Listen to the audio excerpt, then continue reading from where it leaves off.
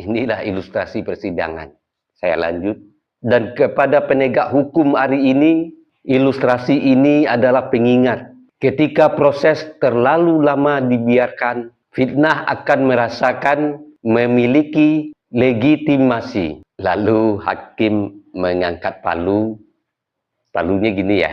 Oleh karena itu, dalam persidangan ilustratif ini, saudara dinyatakan sah dan meyakinkan telah melakukan perbuatan yang bermaksud menjatuhkan harkat dan martabat orang lain melalui tuduhan yang tidak terbukti. Lalu hakim mengetuk palu dengan keras. Sidang dinyatakan selesai. Hukum telah berbicara.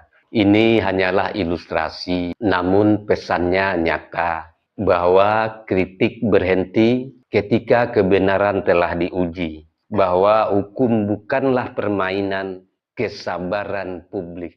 Dan bahwa fitnah